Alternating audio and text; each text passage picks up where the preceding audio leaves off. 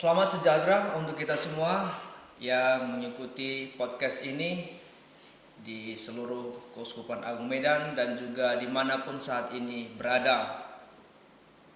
Kita berjumpa kembali untuk berbincang-bincang mengenai perjalanan Sinode para Uskup tahun 2023 di Keuskupan Agung Medan. Saat ini di studio Komsos Kam telah hadir narasumber kita, Suster Saveria Lingga. Selamat pagi, Suster. Selamat jumpa, Pastor. Beliau adalah salah seorang narahubung dari Keuskupan Agung Medan untuk Sinode para Uskup tahun 2023. Suster, senang bisa berjumpa kembali. Kita berbincang-bincang dalam podcast ini untuk berbincang mengenai proses Sinode para Uskup di Keuskupan Agung Medan. Boleh Suster sedikit berbincang atau menyampaikan kepada kita apa yang sudah terjadi mengenai proses Sinode di Keuskupan Agung Medan ini. Silakan Suster. Baik, Pastor. Seperti sudah kita ketahui bersama, kita sedang di tengah jalan sekarang. Oktober tahun 2022 ini sudah dibuka, tanggal 17 waktu itu ya Pastor ya. Dan tidak lama setelah itu, Bapak Uskup menetapkan personil-personil yang bisa menjalankan proses sinode ini, yang kita sebut dengan Panitia Sinode para Uskup di Keuskupan Agung Medan. Dan segera panitia bekerja memikirkan bagaimana apa yang bisa kita buat di keuskupan ini supaya tujuan sinode yang diinginkan Bapak Suci khususnya bisa terjadi sesuai kebutuhan kita tentu. Dan setelah memikirkan, mempertimbangkan, kita putuskan waktu itu dan kita lihat dua metode utama akan membantu kita. Jadi ada metode pertama itu Pastor, kita pakai kuesioner. Oke, metode pertama. Iya. Itu gabungan pertanyaan tertutup dan terbuka. Lalu intinya sinode ini kan mendengarkan Roh Kudus melalui pengalaman umat, maka kita pikir metode kedua akan sangat perlu, yaitu pendalaman iman. Jadi ada dua metode utama, walaupun tidak tertutup kemungkinan dengan cara-cara lain untuk mendengarkan pengalaman umat. Jadi kita dalam proses itu, Pastor, untuk hasil pendalaman iman dengan kuesioner sudah masuk dari umat melalui paroki-paroki tentu dan kelompok kategorial, dan sekarang masih sedang dalam pengolahan data. Bagaimana hasilnya mungkin kita bicarakan di podcast berikut. Tapi saat ini sedang diolah oleh petugas yang kita anggap kualitatif untuk itu. Berarti ada dua metode yang sekarang sedang dijalankan ya? Benar, Pastor. Benar. Medan. Tadi metode yang pertama itu kuesioner. Ada berapa jenis kuesioner, Suster, yang sudah dibuat? Nah, sebenarnya ketika menyusun kuesioner ini juga banyak hal kita pikirkan ya. Bagaimana supaya bisa menjawab. Maka kita putuskan waktu itu kuesioner akan sama untuk semua, untuk seluruh umat. Maka kita upayakan dari bahasanya juga, dari isinya yang bisa dimengerti seluruh lapisan umat. Jadi baik yang tinggal di stasi paling jauh maupun di stasi yang ada di kota. Ya, terus terang Pastor membuat ini bukan pekerjaan gampang, tetapi puji Tuhan dengan bantuan Roh Kudus kita bisa temukan itu, dan sebelum kita sebarkan ke responden, tentu yang kita pilih juga telah diuji cobakan ke beberapa lapisan umat. Setelah kita yakin itu dimengerti umat, lalu kita sebarkan. Jadi ada 27 pertanyaan untuk umat.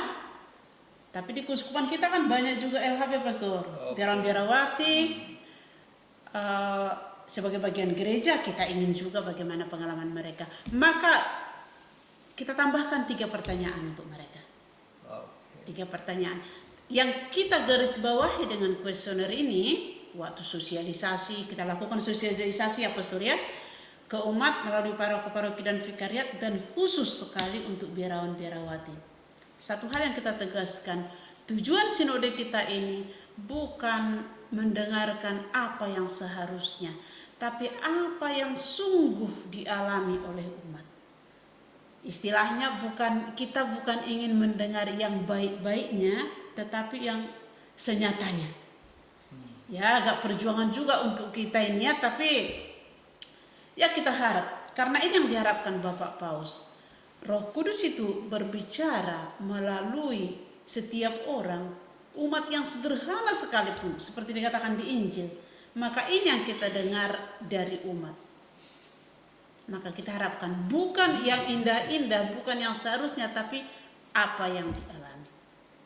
Berarti pertanyaan itu sudah disusun sedemikian rupa oleh panitia. Benar, Pastor. Dan responden yang akan menjawab pertanyaan itu pun sudah ditentukan oleh keuskupan juga, Suster. Benar. Nah, ini juga kita pikirkan begini. Keuskupan kita itu kan ada banyak paroki dan sungguh majemuk ya. Jumlah umatnya, latar belakang umat juga. Maka kita bagi responden ini menurut persentase. Ya, dalam hal ini kita sangat terbantu dengan biduk, data biduk. Jadi tidak sama semua jumlah kuesioner per paroki, tapi sesuai jumlah umat. Dan bagaimana itu disebarkan di paroki juga, kita mengikuti rambu-rambu yang digariskan oleh Vatikan.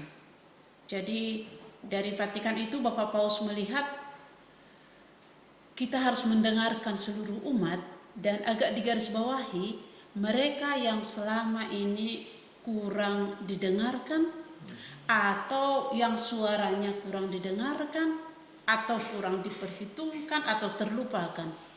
Maka kita agak mikir juga waktu itu bagaimana caranya. Akhirnya kita buatlah persentase responden dari setiap paroki itu. Yang jelas para imam yang di paroki kita minta mengisi. Tapi pertanyaan ini no name loh, Pastor. Oh, tidak Tanpa nama ya? Ya, supaya apa adanya. Lalu kita minta 10% dari jumlah total itu dari pengurus gereja DPP, lalu 10% dari ibu-ibu, para perempuan juga harus dapat tempat. Dari kelompok bapak-bapak 10%, OMK 10%, umat yang kurang aktif 10%, Katolik KTP mungkin ya. Lalu kalau ada penyandang disabilitas yang di paroki masing-masing, kita buat ini maksimum 10%, tapi kelihatannya banyak paroki agak tidak mencapai 10% itu. Bukan karena tidak mau memperhatikan disabilitas di parokinya, tapi memang karena jumlahnya tidak sebanyak itu ya. Kemudian kita minta juga lansia 10% dari jumlah total per paroki, lalu tenaga-tenaga pendidik, guru atau yang lainnya, lalu yang ekonominya lemah juga. Bagaimana pandangan mereka tentang gereja.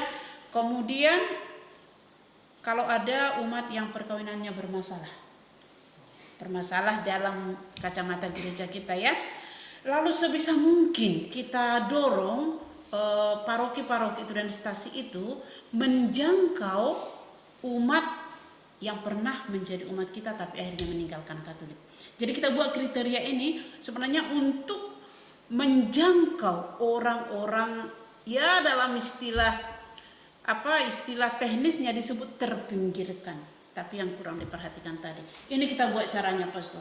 Jadi kita harapkan suara yang kita dengar dari umat nanti sungguh-sungguh representatif, bukan hanya dari mereka yang punya power atau yang selama ini mengambil keputusan tentang banyak hal. Demikian, Pastor. Oke, baik. Terima kasih, Suster, sudah memberikan penjelasan kepada kita bahwa responden dari setiap paroki bisa berbeda-beda ya. Bisa. Nanti ditentukan dari jumlah umat yang ada di paroki itu dengan persentase yang telah ditentukan oleh panitia. Sejauh mana sekarang paroki-paroki sudah melaksanakannya, Suster? Ya baik, Pastor.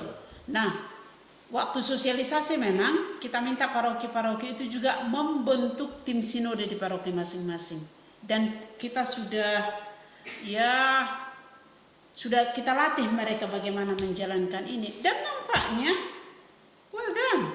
Walaupun belum 100% terkumpul ya dari deadline yang kita tentukan, tapi terlihat respon umat itu cukup positif lah. Memang belum semua didata, tapi saya pribadi melihat beberapa sintesis dari paroki itu cukup belak-belakan bicara ya. Bahkan ada sampai menyebutkan, walaupun nggak perlu sampai pribadi tertentu, tapi bagi saya itu mengungkapkan bagaimana cinta mereka kepada gereja dan mereka mau mengungkapkan yang sebenarnya. Itu lebih pada sintesis saya kira dengan metode yang pertama atau masih yang kedua, Suster? Karena ketika yang pertama itu yang kita tahu dari umat ya, bahwa ada kuesioner tertulis yang diisi dan itu juga disebarkan kepada umat di lingkungan, di stasi juga ya, Suster ya. Tapi ini kan kuesioner tadi Pastor ada yang terbuka sifatnya. Oh ya. Walaupun hanya satu nomor, dari sana bisa kita baca bagaimana kepedulian mereka. Baik. Berarti dengan metode yang pertama tadi sudah disampaikan oleh Suster, tujuannya terutama adalah mendengarkan benar suara-suara yang selama ini kurang didengarkan, bahkan tadi istilah teknisnya itu yang terpinggirkan. Baik. Karena itu tadi dasarnya gereja yakin Roh Kudus berbicara dari atau melalui atau dalam diri orang-orang yang tidak diperhatikan oleh dunia. Itu dikatakan di Injil. Baik, Suster, tambah lagi informasi mungkin barangkali mengenai jumlah responden yang ditentukan oleh Keuskupan Agung Medan, ada nggak ditentukan oleh panitia itu? Ditentukan Pastor, dan berdasarkan itulah kita bagi per paroki. Jadi kuesioner ini kita edarkan dengan dua cara. Satu online, tapi sudah ditutup ya, ada online dia. Kemudian ada on paper. Online ini target kita 20.000 kuesioner. Lalu yang online 10.000, online 10.000 atau 20, Suster? Karena kemarin kan kita dapat ada data di Komses online dan benar. on paper. On paper yang 20.000. I'm sorry. 20.000 on paper. Perhitungannya ini juga supaya representatif, karena umat kita sudah 400-an ribu ya. Supaya representatif demikian, ditambah dari kelompok kategorial termasuk biarawan-biarawati, yayasan-yayasan yang ada di keuskupan dan lain-lainnya itu 1.000 kuesioner. Jadi 21.000 yang paper ditambah 10.000 yang online. Oke. Dan itulah kemudian dianalisis dan diolah ya, Suster ya. Sekarang sedang dalam pengolahan. Oke, kita juga rasanya nggak sabar untuk melihat apa hasilnya begitu ya. Ya, dan yang mengolah itu, kalau seperti saya ini nggak laku Pastor, karena soal data terus terang ya, ada yang ahli. Kita bekerja sama dengan tim Unika yang cukup handal dengan ini. Ya, kita doakan supaya dalam proses tim juga bisa bekerja dengan baik. Baik, Suster. Menarik bahwa dengan metode kuesioner ini kita memperoleh data mengenai apa yang dirasakan atau yang dialami oleh umat sebagai teman perjalanan di Keuskupan Agung Medan. Lalu tadi yang kedua, Suster katakan ada metode yang pendalaman iman. Benar, pendalaman iman. Kalau kita lihat buku panduan dari Vatikan, dari pusat tentang sinode, tema utamanya itu adalah mendengarkan. Mendengarkan siapa? Ini penting. Sebenarnya yang paling utama adalah mendengarkan Roh Kudus. Mendengarkan Roh Kudus. Maka kita buat pendalaman iman ini supaya kita kondisikan umat masuk dalam refleksi. Kalau kuesioner tadi lebih pada pemahaman kan Pastor. Nah, ini kita buat dalam bentuk ibadat. Satu hal yang membantu keuskupan kita, saya pikir ibadat di lingkungan seperti ini kan bukan hal yang baru bagi kita. Sudah terbiasa. Bahkan ya misalnya yang minggu ini selesai, minggu lalu selesai pendalaman aksi puasa KPP ya. KPP ya. Jadi pada prinsipnya sama. Hanya ada dua pendalaman, dua tahap. Tema pendalaman itu adalah tema sinode. Tema sinode kita kan hanya sekedar mengingatkan untuk sebuah gereja yang sinodal, komunio, partisipasi, dan misi. Komunio, partisipasi dan misi. Komunio artinya kan ya kita tahu kita bersama bersatu dalam gereja ini, berpartisipasi juga bersama-sama untuk sebuah perutusan. Maka pendalaman iman ini kita buat dalam 2 tema. Pendalaman pertama temanya adalah persekutuan dan partisipasi. Persekutuan itu komunio tadi, lalu tema yang kedua persekutuan dan perutusan. Itu yang misio tadi.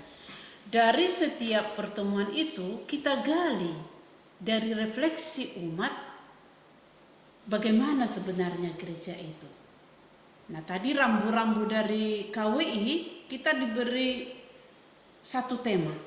Dari 10 tema yang ditawarkan oleh Vatikan, kita ambil 1 tema, yaitu teman seperjalanan.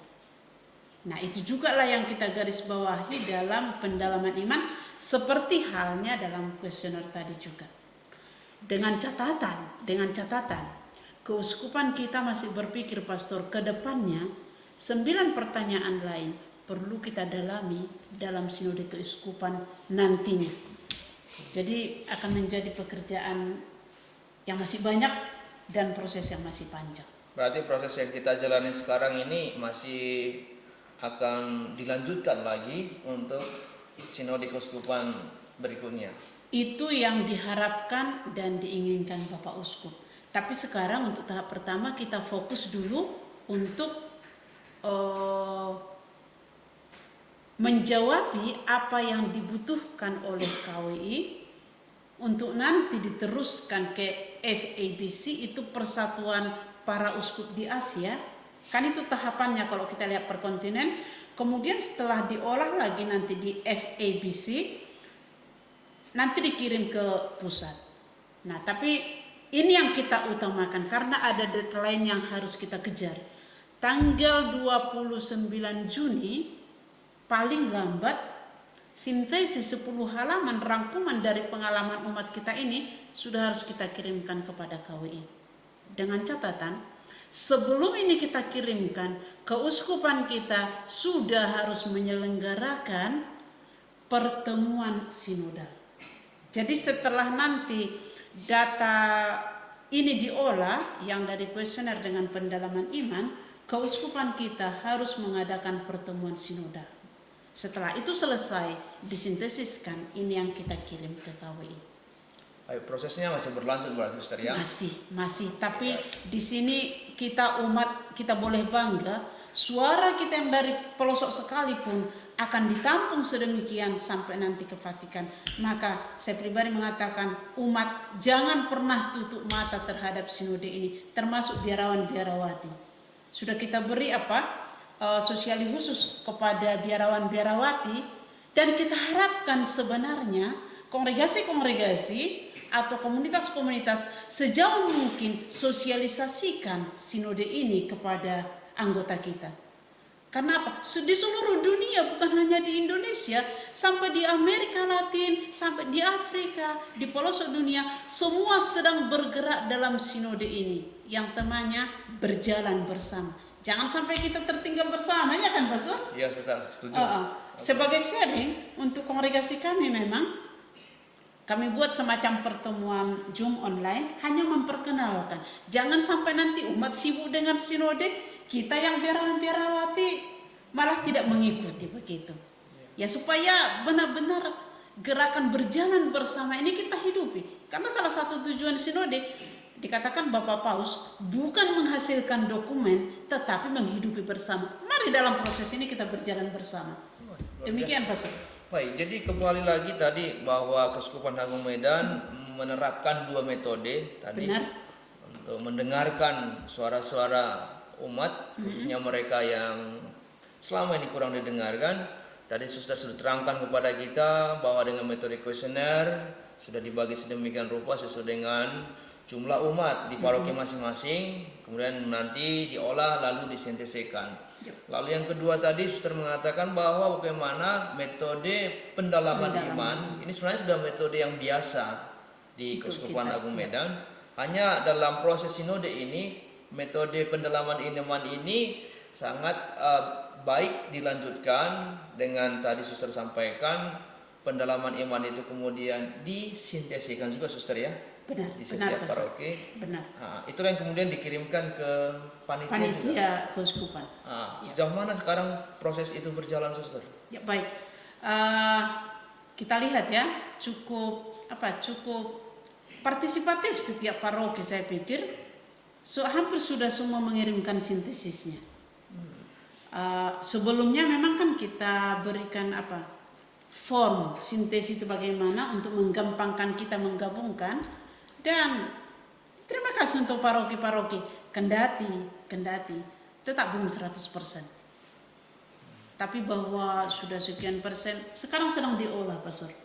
Dan ini juga sintesis ini menarik karena sifatnya lebih terbuka dibandingkan kuesioner ya. Lebih terbuka dia. Jadi ya semoga.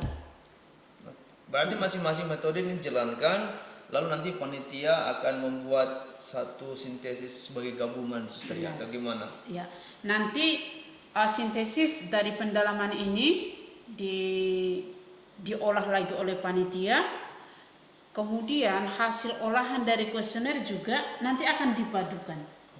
Hasil olahan dari kuesioner, olahan dari pendalaman iman dipadukan, inilah nanti yang menjadi sintesis kita ke KWI. Begitu, Pastor. Baik, terima kasih, Suster. Luar biasa. Akhirnya proses yang kita jalankan di Keuskupan Agung Medan ini dalam rangka sinode para uskup menjadi sesuatu yang melibatkan banyak pihak, ya, Suster, ya. Benar, Pastor. Dan benar. itu juga kita alami di Awadi Komsos dengan majalah Menjemaat. Kita juga ikut berpartisipasi, Suster. Ya. Dan kita upayakan memang semua komisi yang bisa punya andil kita manfaatkan. Keuskupan kita sungguh tergerak ya dengan ajakan Bapak Paus, mari berjalan bersama. Bukan hanya umat, semua aparat atau fasilitas apa saja yang di keuskupan, mari kita libatkan. Dalam hal itu memang kita beri harapan yang ekstra kuat lah kepada Komsos sebagai penyuara. Bahkan di paroki-paroki kita harapkan itu dalam tim libatkan seksi Komsos, karena akan besar perannya nanti dalam hal ini, bagaimana proses di paroki masing-masing juga sampai ke komisi Komsos keuskupan. Dan ya kita lihat ya, mulai Desember menjemaat itu menjemaat majalah keuskupan kita, saya harap semua umat membaca loh. Di sana ada liputan tentang sinode mulai Desember. Jadi setiap bulannya itu kita minta Komsos memang membuat satu pojok. Dan itu terbuka untuk pengalaman siapa saja seputar sinode. Jadi saya pikir bagus juga kalau fasilitator di paroki-paroki, kalau ada pengalamannya tentang sinode, tuliskan, kirimkan ke Komsos. Mereka akan menyempurnakan bahasanya nanti. Dan mari berbagi lewat menjemaat. Mari menyantap lewat menjemaat juga. Demikian, Pak Saudara. Terima kasih banyak, Ustaz. Dan ini podcast ini juga termasuk salah satunya, toh? Iya, Ustaz. Ini kegiatan Komsos, corong Komsos kita ini mari kita maksimalkan. Baik, terima kasih banyak, Suster. Sudah banyak hal yang kita bincangkan pada podcast kali ini. Nah, untuk mengakhiri bincang-bincang kita kali ini, ada mungkin sesuatu yang mau Suster sampaikan? Silakan, Suster. Kita sedang dalam proses sinode, berjalan bersama. Mari seluruh umat di Keuskupan Agung Medan, juga biarawan-biarawati, mari berjalan bersama. Berjalan bersama bukan hanya ketika sinode ini saja, tapi mari berjalan bersama sebagai gereja. Karena sinodalitas, berjalan bersama adalah hakikat kita. Saya beri mungkin satu kalimat untuk kita biarawan-biarawati. Hidup bersama, komunion, persekutuan sudah biasa. Kita hidup di komunitas. Partisipasi kita biasa. Mendengarkan, kita selalu mendengarkan, saling mendengarkan di komunitas, mendengarkan Roh Kudus dalam doa-doa kita, dan perutusan kita selalu melayani lewat perutusan kita masing-masing. Seperti ajakan Paus Fransiskus, para biarawan-biarawati, kaum religius, doakanlah sinode ini, sinode para uskup, hingga pada akhirnya nanti tahun 2023 Oktober gereja sungguh mendengarkan Roh Kudus apa yang akan kita hidupi ke depannya. Berdoalah untuk sinode dan mari berjalan bersama sebagai gereja. Demikian Pastor. Baik, terima kasih Suster. Demikian podcast kita kali ini. Tuhan memberkati. Shalom. Sampai jumpa.